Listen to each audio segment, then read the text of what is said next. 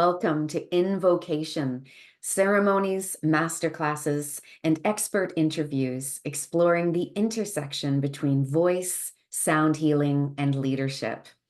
I am your host, Flora Ware, and in this interview, I am speaking with Selena Fox, who is a nature mystic, pagan priestess, chant singer, ritualist, podcaster, teacher, and spiritual counselor.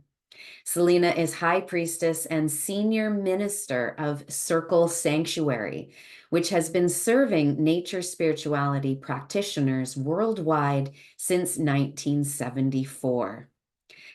Selena and I had a rich and very inspiring conversation around incantations and ritual chanting. But really, most of all, I was struck by her breadth of life experience, her wealth of wisdom, but also her wealth of hope and the passion that she has, that ritual, ceremony, community, and singing and music really has the power to create the world that we all know is possible, the world that we wish to create and see. I know you are going to love this conversation with Selena Fox.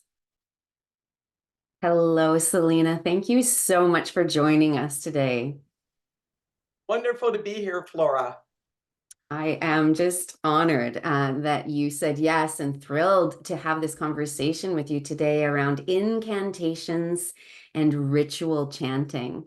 And to start off, I would love for you to share your definition of invocations, the name of this event, invocation, and perhaps how is that different from an incantation? I know that invocation gets used in a lot of different ways. When I use it in connection with spiritual practice, it is calling one or more forms of the divine, calling it into the space, calling it into self, calling it within community that may be taking part in the celebration, in the ceremony. Incantation also is being used by people for a lot of different things. And I look at an incantation as focusing one's intention to direct one's own force and to guide others who might be part of that process to direct that attention for a particular purpose. So there is a magical dimension to the incantation. Incantations sometimes get a mixed reputation, but for me, being able to chant as part of ceremony and to use chant to cut through mental, cognitive, skeptical, and other noise that might be in our consciousness as we attempt to open ourselves to the divine that's within us as well as around us. Incantation is a great way of focusing one's intention and energy to a particular purpose, such as a healing incantation. For invocation, I use that to connect me with the divine in one or more forms. I work with a number of divinities in my own spiritual practice, and I thought I'd share with you an invocation to the goddess Bridget Rege, also known as Saint Bridget. She was one of those ancient Celtic goddesses that continues to be honored around the world, across cultures, across national boundaries, across faith traditions and philosophies. My own connection with her goes way back to my earliest days as a priestess, and I actually had been working with her as a form of the divine for a number of years before I realized that I'm descended from Scottish ancestors who kept her sacred site in Fife, Scotland, and have actually gone to Fife to connect with those roots. And this is a invocation that is an attunement invocation, calling forth and attuning and celebrating. Bridget, we call to you. Bridget, we attune to you. Bridget, we celebrate you. Bridget, we call to you. Bridget, we attune to you. Bridget, we celebrate you. Bridget, we call to you. Mm. Right, Bridget? Blessings. Wonderful. Thank you for that beautiful the definitions and also that example. Bridget is one of my guiding goddesses as well, a I favorite. work with her as part of channeling ideas for ceremonies. And there'll be times where I'm working with her where chants just come forth. She is the goddess of bards, of singers and storytellers. She is a goddess of inspiration. Beautiful. Yeah, wonderful.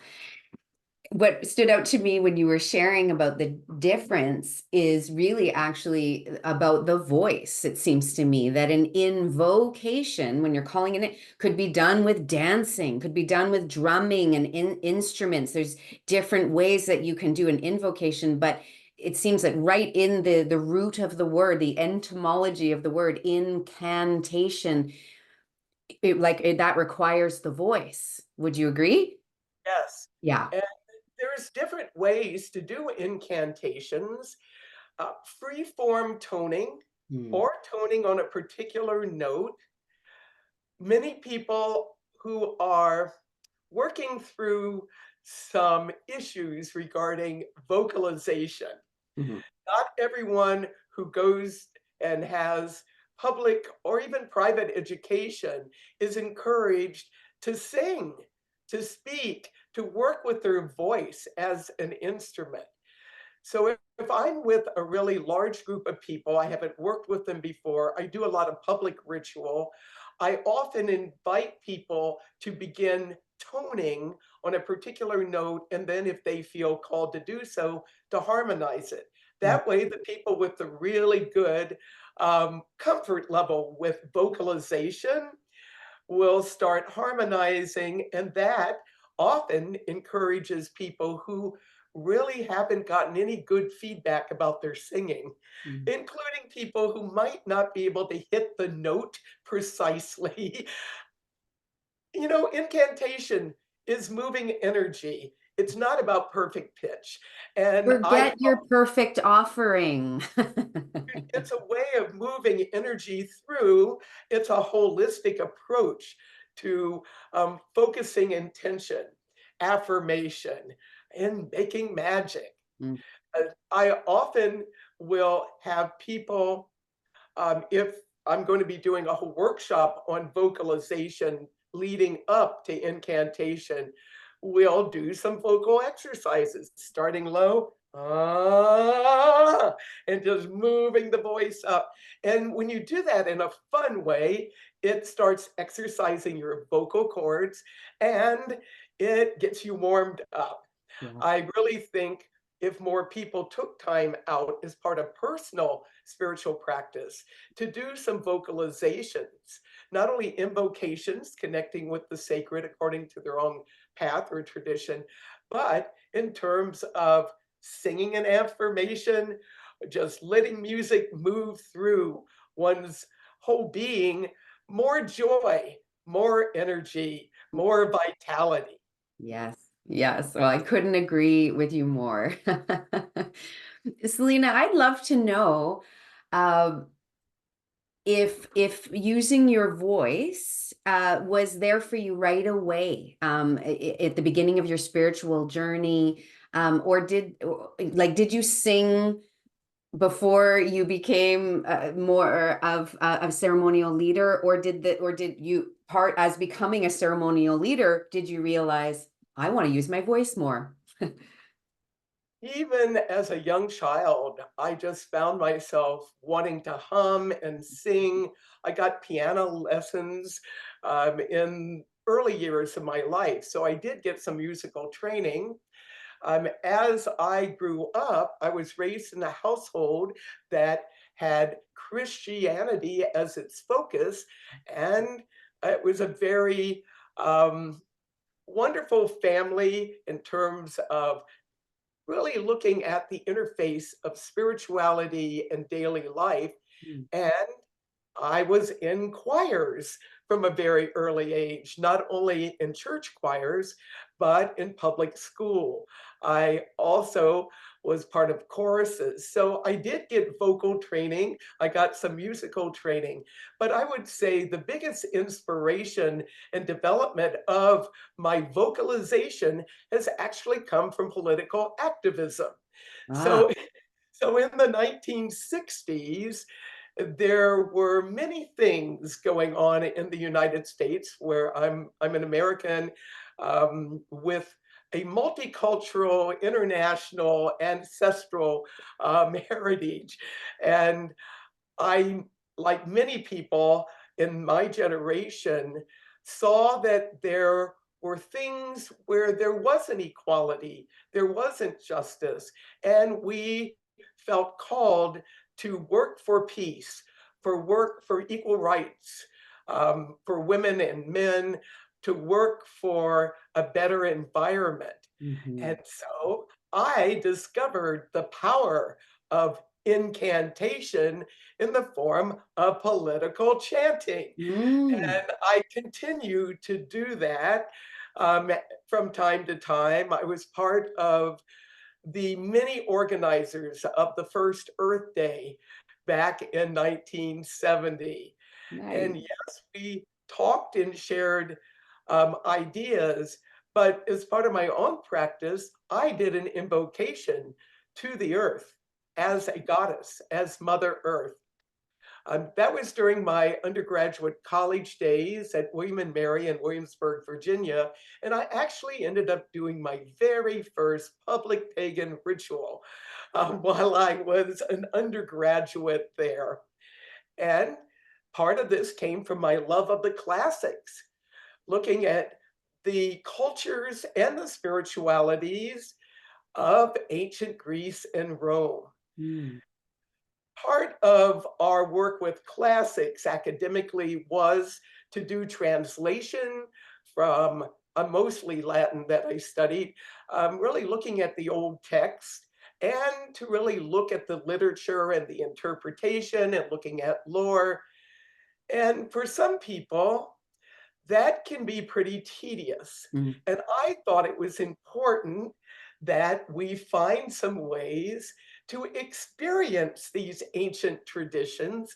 So I happen to be the president of Eta Sigma Phi, the Classics Honor Society, and I started a classics club for people whose grade point average could be better. So you didn't have a grade point average to get into classics club. And in the spring, many years ago, I decided, well, let's have a rite of spring. And of course, I brought that to the classics faculty, and they thought, what an amazing idea. Mm. So, circa 1970 in the spring, with the full support of all the classics professors, some of the graduate students, and some of the undergraduates, we donned our togas and tunics and put crowns of ivy in our hair. It was the first ritual I ever led. And while I was doing it as an experiential academic exercise, I can tell you that an invocation I did in that ritual, that was a teaching experience ritual, opened the gateways to my pagan priestess life. Wow. The professors were aware of Dionysus and calling on his rejuvenating force. Yo, Avo, hey, yo, Avo, hey. Well, of course, we're going to weave that into the ritual. And calling on Dionysus by an ancient chant and calling on Mother Earth. Of course, I was really tied in and connected with her. And in doing so, I felt something open in me and a connection across time, across cultures. It was a few months after that, after I completed my undergraduate education, I was working on an archaeological dig and connected with a woman who also had strong connections to music, to magic, to connecting with the moon. Mm. Actually had some of those old folk traditions in her family system and became part of a small circle of women that would meet at full moon time. Well, we chanted to the moon. I continue to chant to the moon. One of my first chants that I created, and this was by this time, the mid 1970s. Sometimes I do it as Diana chant, sometimes it's Luna chant. Most recently, I've done it as Luna chant. Shine your magic power to light our night, oh Luna. So I started working with that particular chant in my own personal lunar practices. And his Circle Sanctuary took form back in 1974. It was one of the early chants that we did. By the later 1970s, it became apparent to me it was important to connect with other people. This is before internet, Of before course. social media. Mhm. People were connecting face to face through postal mail and occasionally telegram. It was people were still pretty hidden about their practice of the old ways in new forms. And we put out a songbook called Circle Magic Songs. And my partner at the time, Jim Allen, was very much a songsmith. He shared some old stories and created some new ones Mm. and created songs. And I was more doing chants, and we put out a little homegrown songbook. And we're just amazed at how the word traveled not only across the US, but into Canada, over to Europe, back in that pre digital age. And people were really excited to see a sharing of music. And so since that time, I have been encouraging other people to share music, not only face to face, but to put it in cyberspace. Mm. Yeah, and you do a great job of that. I love your little videos of you singing incantations on Instagram. Thank you so much for sharing all of that. And what what I'm really hearing, and it just really resonates for me as well, is that my spirituality, my spiritual path has from the beginning been intricately linked with my environmentalism, my love for the environment and Mother Nature, and also what you brought up, political activism, the social justice. I see, it seems to me, a lot of people act like spirituality and politics can't mix. And I understand, of course, when we talk about how church and state should be separated to honor all faiths, but in this day and age, and certainly sharing from your life experience as the wise elder that you are, I just would love you to speak more about that connection, that really valuable connection of social justice and spirituality, and really also what are you seeing in the climate today, and how like how we need to more of that, right? Well, yes. And I see that, politics, anytime you have people together, you've got politics, Right. power.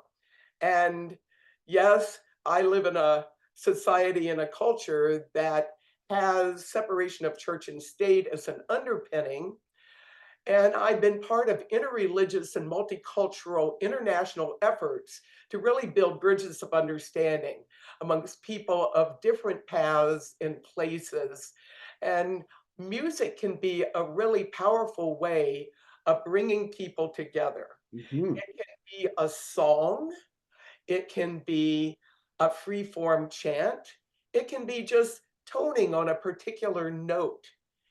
When people sing together, it opens up opportunities to connect at deeper levels beyond the intellectual, beyond um, being passionate about a particular issue where there might be anger and intensity involved.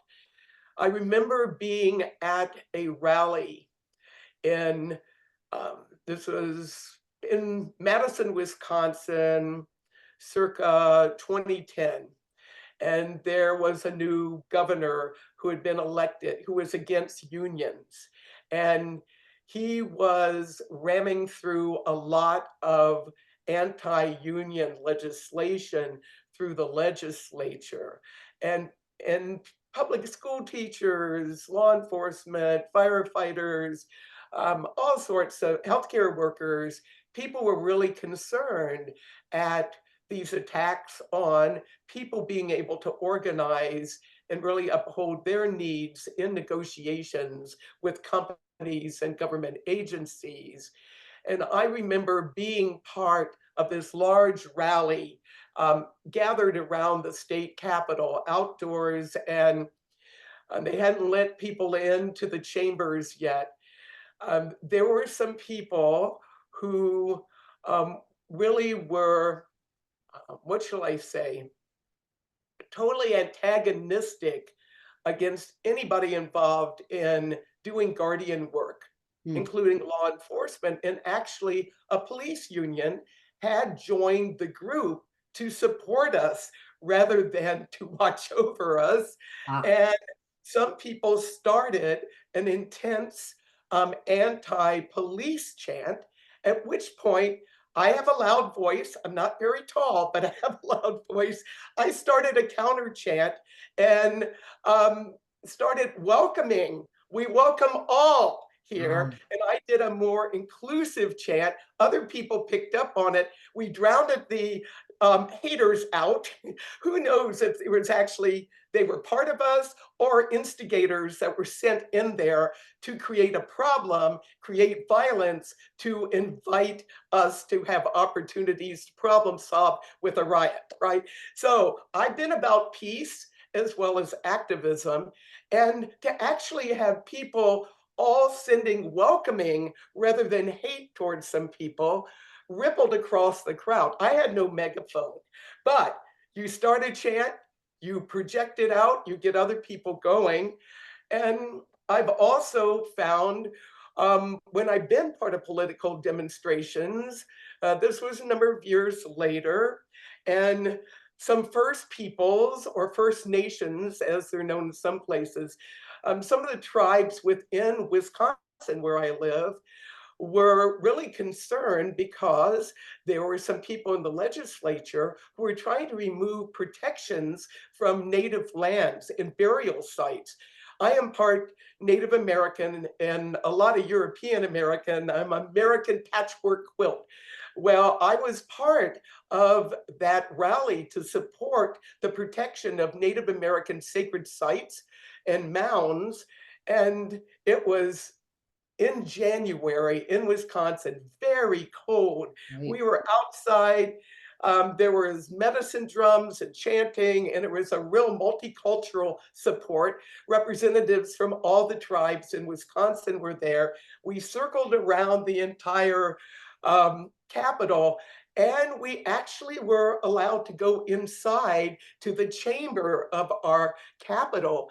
And the Capitol was actually built on um, a design that went back to ancient pagan Rome, a big rotunda. It was made for sound. I knew that because Right. I had done Great ceremony. acoustics in here. It was this amazing sound container. So we're going in, and we really wanted to get the attention of all the legislatures, people there, all the representatives and the senators that were there. And I was with some women from the Ho Chunk tribe, and we started a chant. save our mounds, save our mounds. And in that big dome, it really resonated. It went through the entire building. And the happy news about this is that the piece of legislation that was in danger of being ramrodded through, the Speaker of the House decided to not bring it forward. The governor heard us, the Speaker heard us. And how did I find all this out? Someone part of our community, also part First Peoples, who was actually helping legally with this battle, but was not physically present there because he couldn't be, because of being in the role of one of the legal counsels. We were in touch by phone, and he let me know the news. And there was a great celebration that we actually had defeated some racist, bigoted legislation. It took a few years to work through all the political processes, but I really see that all of us together, raising our voices together, we did get heard. Yeah. We were seen and we were heard. Now, would you call that an incantation? I would say that was a kind of incantation. Not everybody in all the tribes might be comfortable with that languaging. However, it is taking a concept, it's using that to unite people in their focus and to communicate to a much larger area. Mhm. So one of the things about incantations, yes, they can be done in personal ritual, in small group ritual, and large group ritual, and they also can be done in political rallies. Yeah. I I did a chant for the 2019 climate strike. Mm. And that was right before the pandemic really swept around the globe. It was autumn equinox time. And I was one of the speakers at interreligious events that were held before the big rally. And this chant came to me, which I continue to do.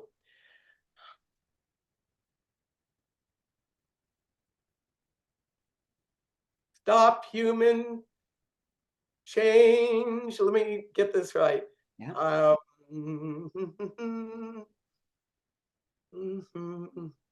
I might even have this written down somewhere. Anyway, I chanted it in the interfaith gathering, and we chanted it at the rally. Bring human change to climate change. Bring human change to climate change. Awaken all humankind. Take action while there is time. Bring human change to climate change. Bring human change to climate change. Not too hard to teach. No. What I usually do when I'm teaching a chant in a ceremonial setting or in a rally, I speak the words, get people to do the words, bring human change to climate change. And it goes, bring human change to climate change. Repeat that. And then, each line by line. Then we get together and I add the melody. And, getting people to repeat phrases by verbalizing them and not singing starts building the energy. And then when you add melody, chances are there are going to be people who are really into the melody piece who will get that, and strong voices will come out. But it was really fabulous to have that chant come to me and then be part of not only the interfaith service, but part of the big rally. And it was so exciting to see younger people. They left the schools and came out into the streets.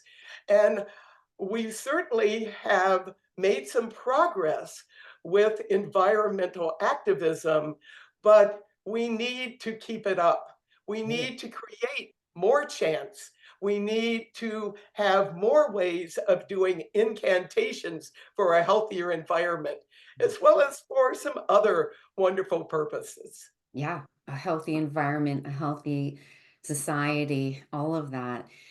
Selena, this is just all so inspiring.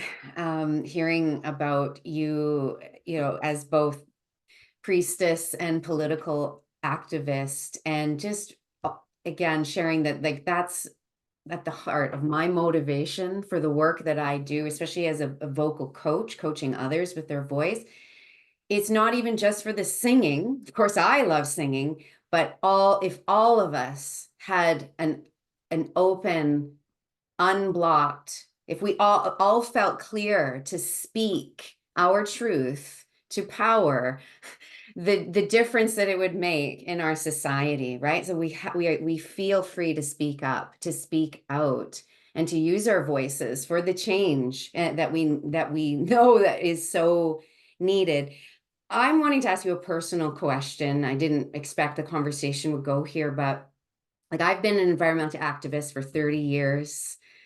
You've clearly been an environmental activist and more for 50 plus years. How do you navigate the moments of despair or any hopelessness? How do you keep fighting the good fight? Well, here's another good way to use incantation. Of course. Use it, we can use it to get messages across and to build community. But for ourselves, having things that we chant that renew us, that connect us with the larger community, the larger circle of nature of which we're part. And it can be a really simple chant, a simple chant that I've worked with over the years. And the melody may change depending on the group and the day and the circumstance. Spirit within us, spirit around us, spirit within us, spirit around us. That's a simple one. And or it could be spirit within me, spirit around me. So I've added a couple other pieces to that. Spirit within us, spirit around us, spirit connects us, spirit renews us, spirit around us, spirit within us, spirit connects us, spirit renews us. Sometimes a vocalization as part of personal renewal practice can really make a difference of Mm, shifting us out of the frustrations, the effects of needing to be informed about what's happening with the environment, but getting too much bad news can really be demoralizing. yeah. So being able to use our voice to in personal practice and small group practice where we focus on renewal. And yes, I would call that an incantation as well.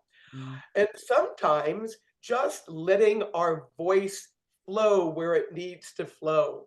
It doesn't have to be loud. I know some people have living circumstances where belting it out like I can do. I live in a forest. So I'm in my house, but you can see the forest around me. Yes, I have birds singing and other creatures sometimes when I'm chanting, which is fabulous.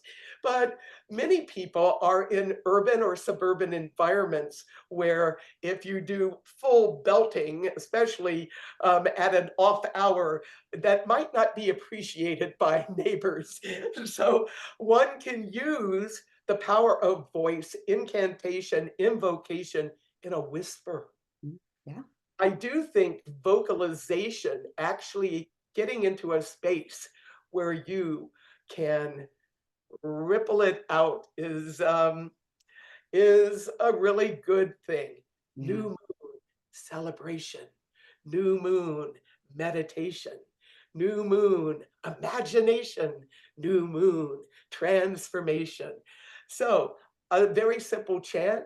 You can say it softly, but it has rhythm and it moves energy. Mm, When we are chanting, that is a way to shift our consciousness from the negative thoughts and the discouragement it allows us to connect with that core of who we are beyond this lifetime.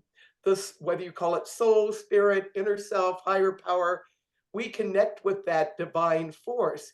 We start resonating with that, then it opens us up and moves us into a positive space. I suggest with people who are in the environmental movement, really working for a mitigation of climate change, doing the environmental education, as well as whether one's in the streets or one is going and talking with elected representatives or talking to the press. I've done all of that kind of stuff. But part of what has kept me going all these years since that Earth Day back in 1970 is I make sure I get off the screen and into the green and to spend time there. And that's a chant that I do too. and and sing. Just sing and be with the green environment around us. So I'm not saying you stay off the screens. That's a great way to connect. But I do think as the digital age has gotten more and more widespread and involved in so many parts of our lives, it is important to find ways to be in non-human centric environments, to go into the natural world, to be in the natural world, to listen to the music of the natural world, to contribute music to the natural world, to resonate with the natural world. And that can really give us a boost and keep us going. Yeah. Thank you so much, Selena. Get off the screen and into the green. Yes.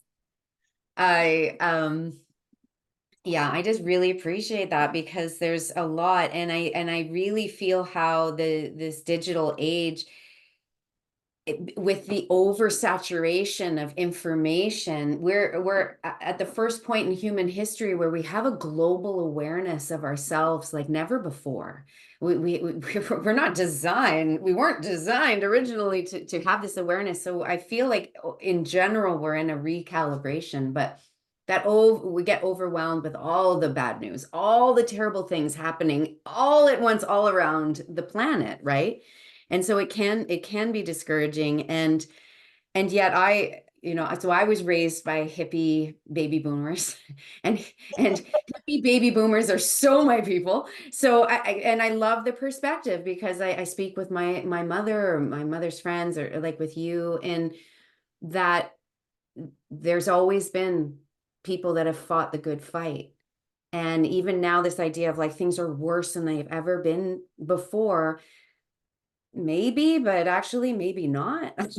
Like there's always been injustice, there's always been this, and so those of us that are conscious and caring, like you're right, we just need to keep on raising our voices in devotion to what we do want, what we do believe. And we now have more ways to connect and organize. We Right. have more ways to nurture ourselves as well as nurture others. So I'm very excited about the fact that there's now this cyberspace world. Yes, too much being on a screen can cut us off, isolate us. We need to balance that with actually going out in an old school way, just commune with nature. But I actually think working with the technology is an important way of building awareness, of building solidarity, of sharing different perspectives, best practices, and energizing ourselves. Mm. And we've been doing international networking since our earliest days back in the 1970s. But what I'm so excited about is now in some of the social media platforms, there are automatic translation devices. All right. So you're able to reach out to people, get their messages, share your messages, and there's ways of being able to connect across language differences. And I do think having video as well as audio, there's now podcasts and all sorts of different videos that are happening. I'm so happy to know about invocation And having it happen at equinox time is just perfect. There's something called the tides of the equinox. Mm. And as you set things in motion, as each equinox comes, it gives it some extra oomph.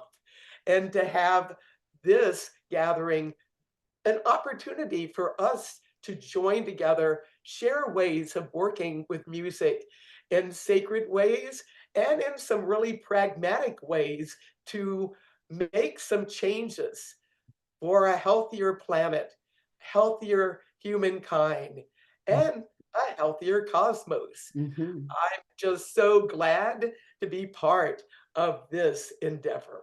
Mm. Thank you for that encouragement and just from your broad perspective. Selena, I know that you are a big part, you're a big force behind the Circle Sanctuary. And I wondered if you'd like to share more about what the Circle Sanctuary is. Well, some people have human kids as part of their lifetime. I have organizations and land projects. Circle Sanctuary is celebrating its 50th anniversary in 2024. I was 25 years old when I birthed Circle Sanctuary. Congratulations. Thank you. And we bring together nature spirituality practitioners of many paths, many places around the world. We have podcasting, we have a YouTube channel, we do social media, we have events. Since the pandemic, workshops that I do and celebrating the seasons have been hybrid. So those who cannot physically come and celebrate with us out in southwestern Wisconsin, USA, can celebrate online.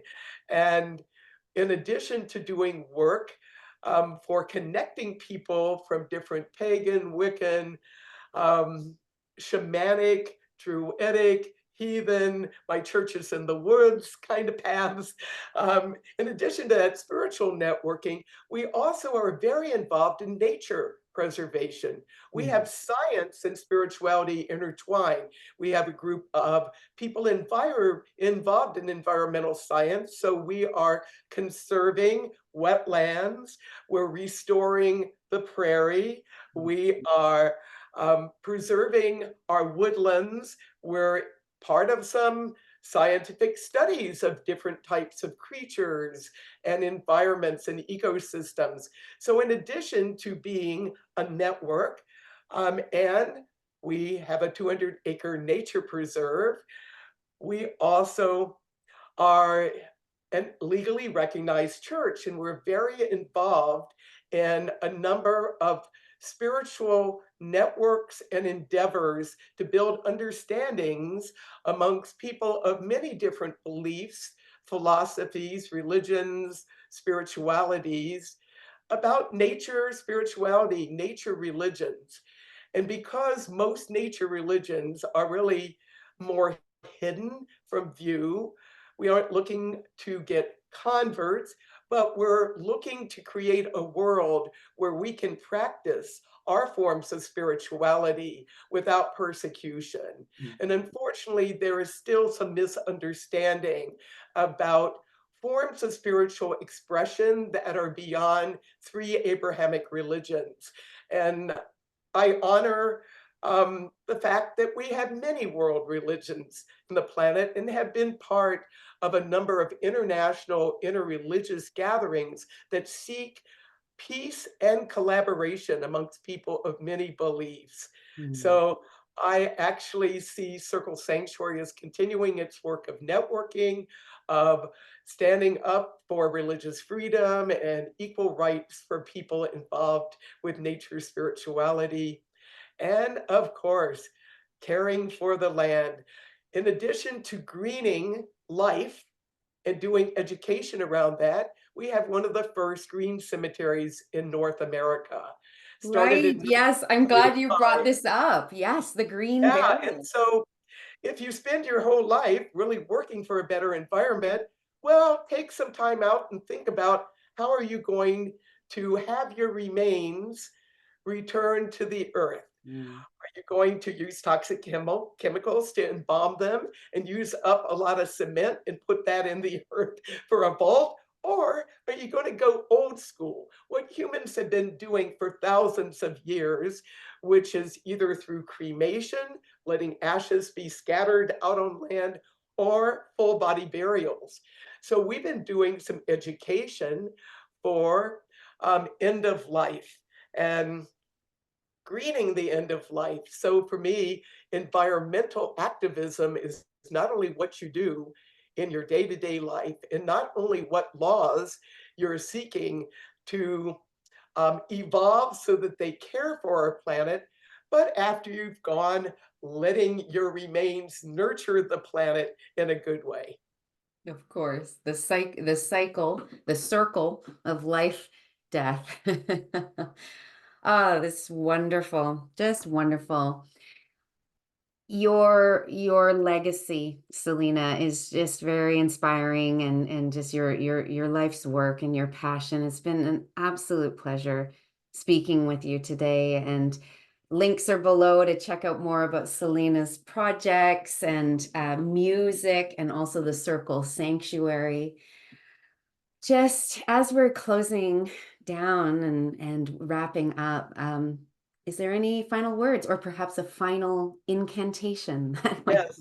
Well, one of my favorite things that I do at the end of various ceremonies is guiding people. We give thanks. We give thanks. We give thanks. And sometimes I have people join me in singing, peace be upon us, peace be around us, peace be within us, inner peace, world peace. So peaceful blessings, and Mm. may we find times to commune with the peace of nature communion, and may we take our passion and our voices, spoken and sung, may we create new incantations and invocations to not only help us in our personal lives, but to be part of that greater circle of nature of which we are a part. So many thanks to you for this opportunity to connect and to do some invocations and incantations. Yay, beautiful. Yes, for the highest good of all, for the betterment of all. Beautiful. Thank you, Selena, so much. And we'll see everyone in the next interview. Bye for now.